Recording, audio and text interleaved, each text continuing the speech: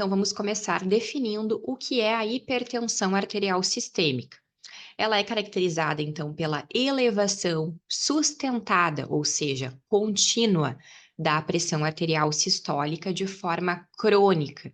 E a sua etiologia, ela pode ser primária, também chamada de idiopática, ou secundária. Quando ela é secundária, geralmente ela é causada por outro fator. Ela se torna uma consequência de outra condição que ocasionou a hipertensão. E a forma mais comum de hipertensão arterial sistêmica em animais, em cães e gatos, é justamente a forma secundária. Então, ela se desenvolve a partir de uma doença de base. Geralmente, os gatos hipertensos, eles não demonstram sinais clínicos perceptíveis. Portanto, é muito difícil o tutor notar qualquer alteração em casa, a não ser que esse gato já possua lesões em órgãos-alvo, ou seja, consequências importantes que vão acabar desencadeando com sinais clínicos em outros órgãos. Por isso, é tão importante nessa espécie em especial a aferição rotineira da pressão arterial sistêmica. A rotina de aferições e a monitoração da pressão arterial vão contribuir com a prevenção das lesões a órgãos-alvo, pois dessa forma nós iremos descobrir antecipadamente, antes de acontecer uma lesão em um órgão-alvo, que o paciente ele é hipertenso. Dessa forma, iremos introduzir o tratamento como forma de estabilizar a pressão arterial sistêmica desse paciente e não ocasionar lesões em outros órgãos. Portanto, todo gato ele deve ter a sua pressão arterial aferida em consultas médicas e, em especial, gatos de meia idade a idosos, porque são gatos que frequentemente podem desenvolver doenças sistêmicas, doenças de base nessa faixa etária, de forma muito comum, o que pode gerar como consequência a hipertensão, já que nessa espécie e em cães também é muito comum a hipertensão secundária, ou seja, consequência de uma doença de base. O diagnóstico da hipertensão sistêmica em gatos, ele é comumente realizado através de mensurações rotineiras da pressão arterial, utilizando um método não invasivo, que pode ser o oscilométrico ou por Doppler vascular. O tratamento antihipertensivo, ele deve ser sempre individualizado. Claro que hoje nós temos protocolos, que foram publicados em guidelines, em consensos, que conduzem o tratamento, mas ele sempre deve ser avaliado de forma individualizada, levando em consideração as particularidades de cada organismo como um ser único e também levando em consideração as doenças de base que estão presentes. Então, vamos começar a entender um pouquinho da fisiologia da pressão arterial. A pressão arterial é definida como uma força exercida pelo sangue sobre a parede do vaso, e ela sofre alterações contínuas ao longo do tempo, dependendo aí da atividade exercida pelo animal. Então, por exemplo, numa situação de atividade física, de agitação, de estresse ou ansiedade, a pressão ela tende a se elevar. E nós vamos ver quais fatores estão associados a essa elevação da pressão arterial nessas situações. Já numa situação em que o paciente ele está mais calmo, tranquilo, descansando ou dormindo, a pressão arterial ela tende a baixar. Então vamos entender a partir das fórmulas que fatores estão associados à pressão arterial.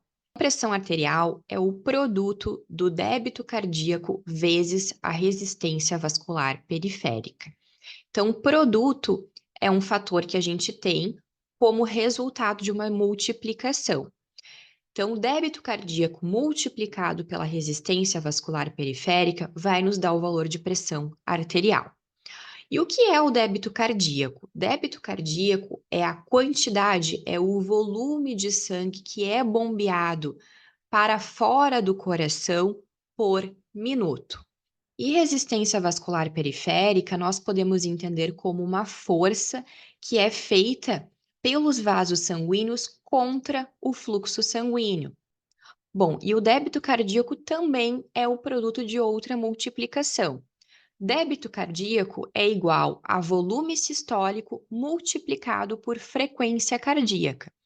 Portanto, o resultado de débito cardíaco vai se dar através da multiplicação do volume sistólico. O que é o volume sistólico? é o volume que é ejetado do coração a cada batimento. É muito parecido com o débito cardíaco, mas é diferente. Por quê?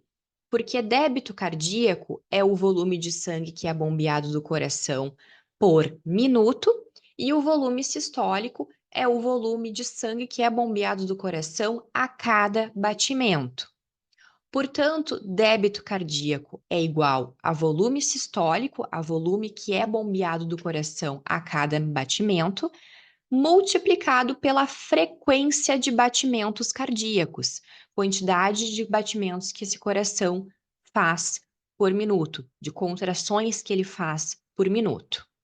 Então, nós podemos concluir que a pressão arterial, na verdade, ela é o produto do débito cardíaco. Então, vamos desmembrar essa fórmula e abrir em volume sistólico vezes frequência cardíaca. Então, pressão arterial é igual a volume sistólico vezes frequência cardíaca vezes resistência vascular periférica. E o que a gente pode concluir dessa fórmula? Que a pressão arterial, ela depende de volume sistólico, de frequência cardíaca e de resistência vascular periférica.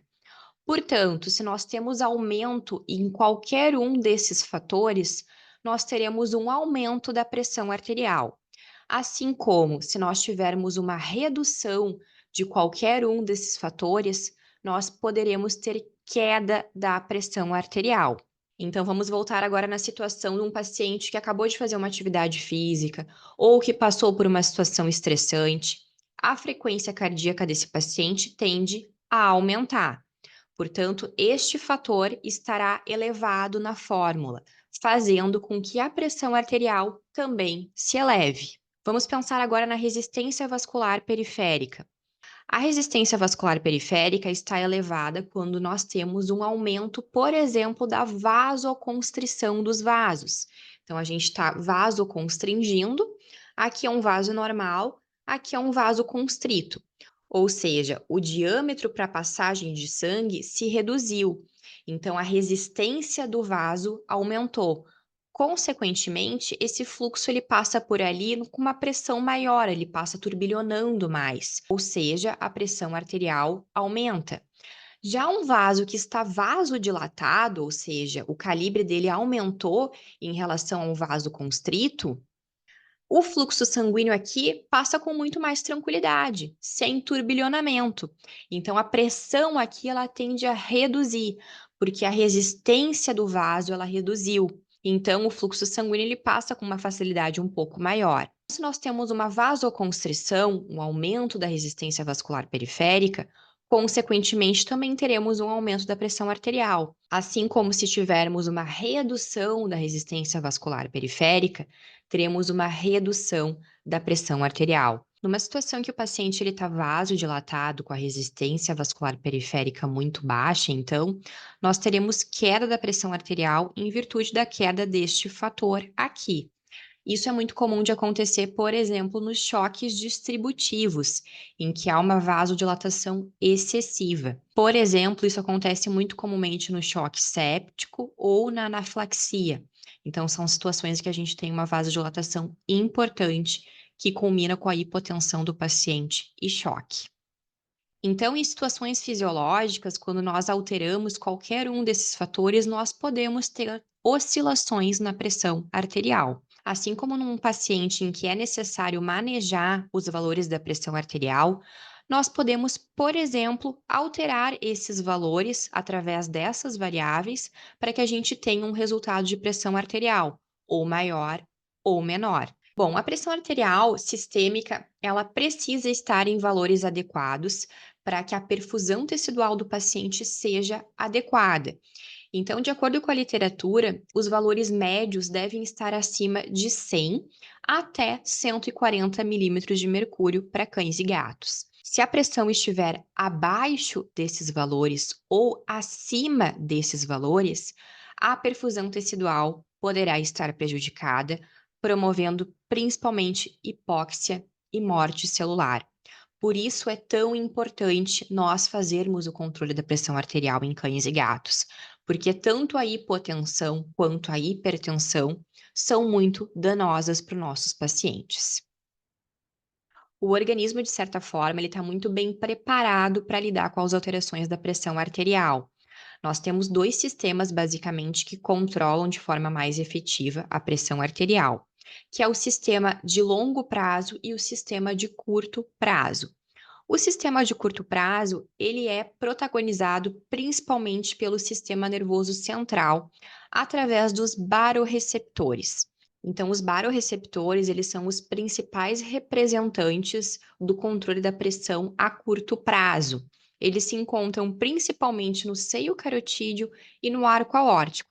E eles funcionam como sensores mecânicos, ou seja, eles detectam quando há uma distensão muito importante desses vasos ou redução muito importante do calibre desses vasos, concluindo então de forma indireta que há um aumento ou uma redução do fluxo sanguíneo que está passando por ali. Quando eles detectam que há uma distensão desses vasos, ou seja, um aumento do fluxo sanguíneo que está passando por aquela região, eles enviam então um sinal ao tronco encefálico, nos centros vasomotores, para que então o sistema simpático seja desativado, seja inibido, como forma aí de reduzir a pressão arterial, reduzindo a frequência cardíaca e também a resistência vascular periférica. Então, o grande objetivo aqui é mexer naqueles fatores da nossa fórmula como forma de reduzir a pressão arterial e controlar a pressão do paciente de forma imediata, de forma rápida. Ou seja, é um sistema que funciona a curtíssimo prazo. É para salvar a pressão arterial do paciente naquele instante. E o controle renal, ele é um sistema de controle da pressão arterial a longo prazo, nos casos em que a alteração da pressão ela está se dando de forma crônica. Então, existem basicamente dois mecanismos que controlam a pressão a longo prazo, que é a natriurese pressórica, ou seja, quando há um excesso de sódio e água no organismo, é feita uma pressão de perfusão renal e é eliminado então esse sódio junto com a água, que acaba então por reduzir a volemia. E também a ativação do sistema renina-angiotensina-aldosterona, que regula a resistência vascular periférica através da reabsorção de sódio e água, pela liberação da aldosterona através desse sistema, e também pela ação da angiotensina 2, que também é liberada quando se dá a ativação desse sistema. E a angiotensina 2 basicamente tem como ação a vasoconstrição, ou seja, o aumento da resistência vascular periférica, controlando dessa forma os valores da pressão arterial sistêmica. Então, aqui trouxe duas imagens de onde ficam basicamente os barorreceptores, que são os nossos mecanorreceptores que vão identificar a distensão dos vasos, né? Distensão ou redução do diâmetro, concluindo então se há um aumento do fluxo sanguíneo naquela região ou redução do fluxo sanguíneo naquela região. Então, os barorreceptores, eles se encontram basicamente aqui no seio carotídeo, né, na bifurcação aqui das artérias carótidas. Então, aqui a artéria carótida externa e aqui a artéria carótida interna.